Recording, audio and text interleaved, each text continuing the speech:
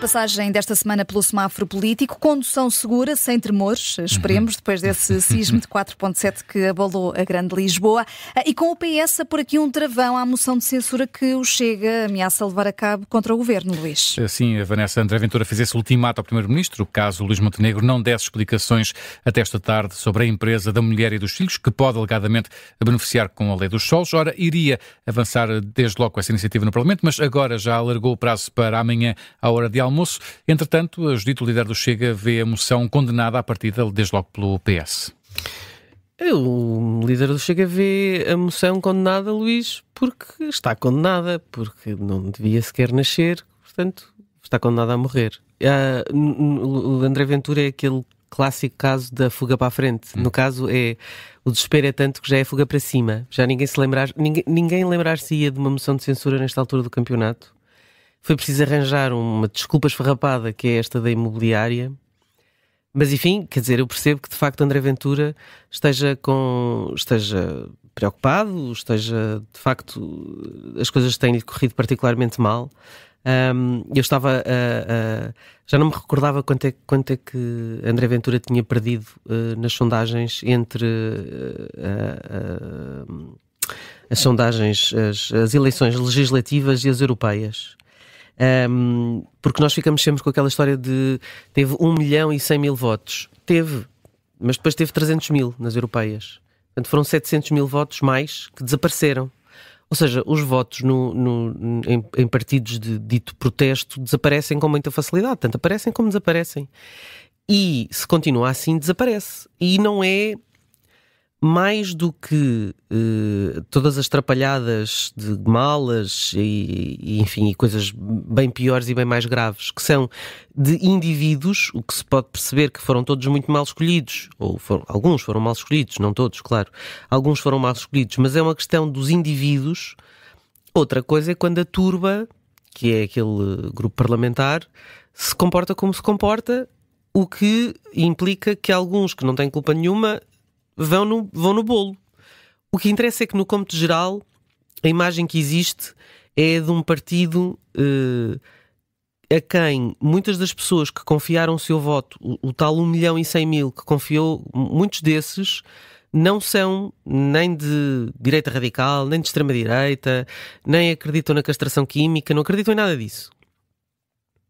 São pessoas que estão descontentes com o sistema português, estão descontentes com os partidos, estão descontentes com a sua vida, estão descontentes com o rumo do país nos últimos 50 anos, mas não votaram numa cambada de garotos a fazerem disparates no Parlamento. Quer dizer, também há limites para aquilo que se pode fazer com o nosso voto. E eu acho que André Ventura esticou a corda naquele registro traliteiro, porque ele próprio controla esse registro traliteiro como quer e é hábil a manusear esse registro traliteiro, mas o mesmo não se pode dizer dos venturinhas que estão ao lado e que de repente aquilo ganha uma dimensão de claque, quer dizer, ganha uma dimensão de claque no pior, uma daquelas claques que deviam ser proibidas de entrar nos estádios. E portanto, depois das cenas gagas de quinta e sexta-feira, isto porque as pessoas normalmente não conseguem acompanhar ninguém consegue acompanhar um debate quinzenal inteiro, a não ser que seja obrigado a isso, como nós, não é? Claro. Sobretudo se estivermos lá dentro, a gente ouve-se tudo, porque aquilo é minúsculo, ele parece grande na televisão, mas não é, muito pequenino. E, portanto, ouve-se tudo, de uma ponta à outra, ouve-se o que toda a gente diz. A mim já me aconteceu estar na bancada de imprensa e ter que pedir a deputados que estavam sentados ao meu lado para se calarem com os apartes, porque eu não conseguia ouvir para escrever. Portanto, por favor, apartes mais baixo, porque eu estou a tentar trabalhar. Exato. E, portanto, respeitem o meu trabalho. Portanto, se isso incomoda, agora, na altura não havia 50 gajos, não é? Na altura não havia 50 gajos aos gritos. Que é isto que acontece. Em pateadas, ou pior, em expressões do mais baixo que há. Portanto, e esta moção de censura é mesmo para desviar atenções. Esta moção de censura é porque ele não tem nada para fazer a não ser trepar paredes neste momento. André Ventura não há nada que possa fazer a não ser trepar paredes, porque não pode mudar o grupo parlamentar. Quer dizer, pode agora dizer assim, vou fazer um pré-vetting e vou começar a mandar embora uns e a mandar vir outros. Não sei se ele pode fazer isso. Olha, suspende estes deputados porque são todos inqualificáveis e quer os próximos da lista. Se ele pudesse fazer isso, talvez ainda haja algumas. Não sei, os próximos da lista podem ser melhores. Mas a questão é que, apesar de tudo, naqueles 50 há alguns, não sei contabilizar, mas não se ouvem, que não têm essa tradição e que até têm experiência parlamentar noutros partidos e que poderiam representar o partido. Olha, eu te pediria o mesmo da Diva Ribeiro e viu-se o que deu, não é? Porque a Diva Ribeiro vem do PSD, tem idade e habilitações literárias para saber fazer melhor do que aquilo, não é? Mas o que eu queria aqui dizer é que eu não sei se o André Ventura está interessado em fazer esse vetting ou se está sequer... mas ele sabe que isto o prejudica ou não? Causou-lhe um incómodo, mas pela estratégia que está a adotar...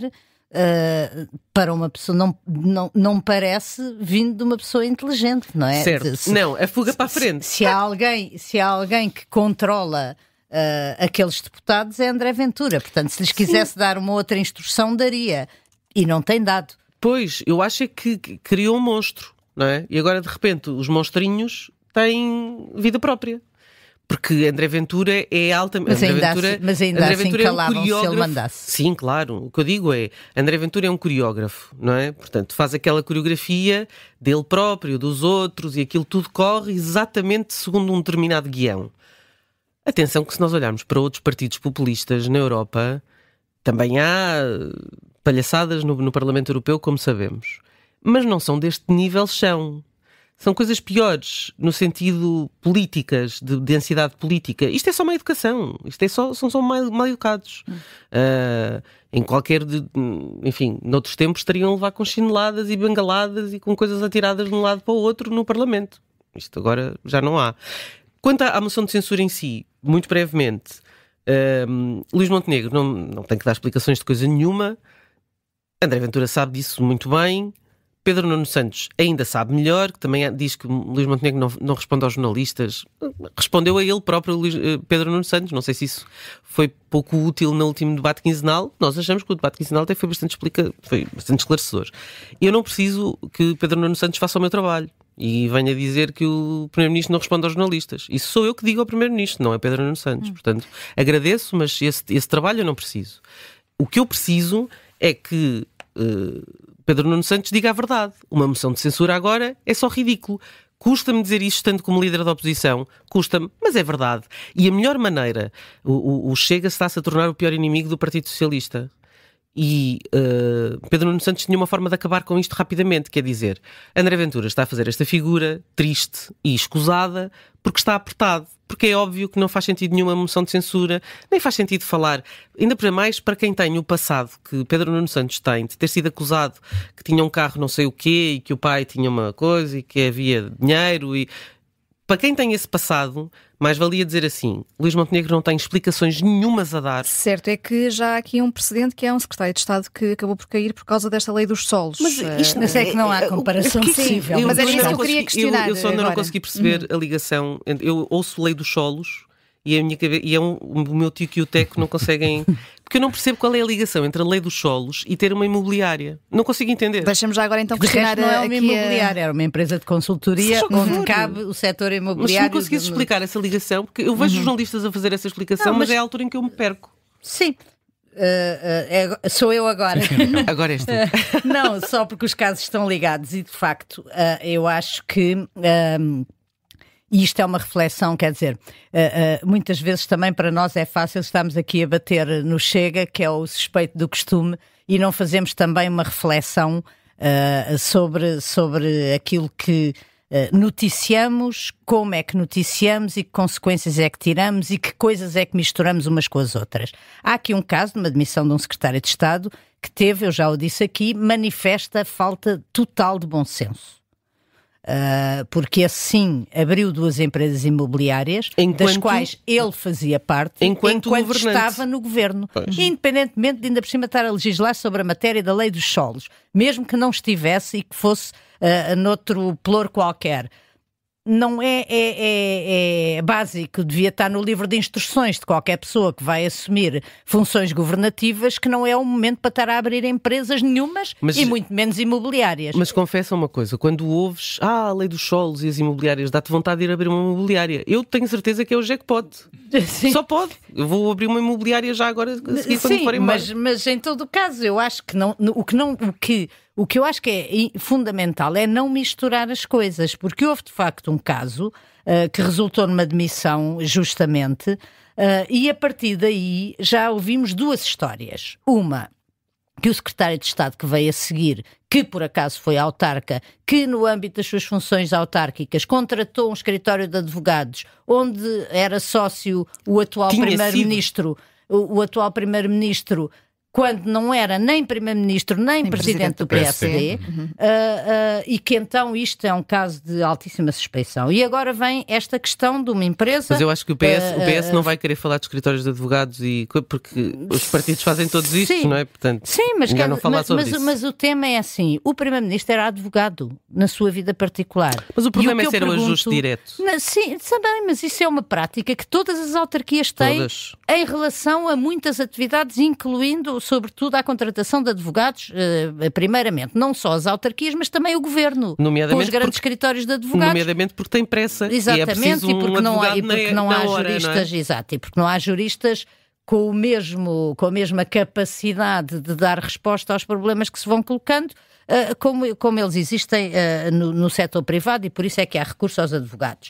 Agora, mas o meu tema nem sequer é esse. O meu tema é o seguinte, é que ao misturar os assuntos e eu pôr tudo no mesmo bolo e eu ir atrás da narrativa de André Ventura, mas não só, e que muitas vezes é protagonizada também pelo jornalismo, tenho que o dizer aqui, de fazer demagogia com estas coisas, o que acontece não é só que as pessoas não querem, ninguém quer vir para a política. É também que nós estamos a circunscrever de tal forma aquilo que um político na sua vida privada deve fazer, que estamos praticamente a dizer que quem não venha da Jota tenha tido qualquer atividade que não fosse estritamente política, ou seja, saltar de lugares para lugares até chegar ao lugar de Primeiro-Ministro, não serve para Primeiro-Ministro. Não, e estamos a dizer outra coisa. Qualquer atividade que um Primeiro-Ministro tenha tido na sua vida privada é passível de ser uma arma de arremesso. Mas estamos a dizer outra coisa, estamos a dizer ou tens dinheiro de família e, portanto, candidatas-te incólume, sem passado, ou então, se não tens dinheiro de família, não te podes dedicar à política. Mas mesmo quem tem dinheiro de família muitas vezes tem negócios e, portanto, se todos os negócios são criticáveis, se qualquer atividade que a pessoa teve no âmbito da sua profissão, volto a repetir, isto torna-se impossível. Sendo que, tendo em conta a dimensão que este caso está a ganhar, Luís Montenegro deve ou não deve explicações, pelo menos? Eu acho que Luís Montenegro já deu explicações ao jornal. Pelo menos eu, cidadã, não sou jornalista, neste caso não falo como jornalista, eu já ouvi as explicações do Primeiro-Ministro e para mim foram absolutamente esclarecedoras. Portanto, o Primeiro-Ministro não tem que andar aqui a dar explicações quando André Ventura quer fazer uma manobra de diversão. Pronto, e eu também quero ser justa com Pedro Nuno Santos, que ele começou logo por dizer que não dava palco às manobras de diversão do André Ventura. Depois podia ter sido mais consequente, mas isso depois faz parte da política. Ele não poderia ficar só aqui a salvar o Primeiro-Ministro sem fazer nenhuma crítica e, portanto, precisamos dos nossos cores de semáforo, encontrou aquele... Só mesmo para terminar, é que há uma consequência com esta prorrogação do prazo de André Ventura. Luís Montenegro, amanhã, com metade do governo, parte para o Brasil, para uma cimeira luso-brasileira. A ser entregue esta moção de censura amanhã à hora do almoço, o governo já partiu. E o debate tem que ser feito em 3 dias na sexta-feira e, portanto, arriscamos aqui o governo, aí sim, gaste o nosso dinheiro a viajar todo para o Brasil, para voltarem todos 24 horas depois.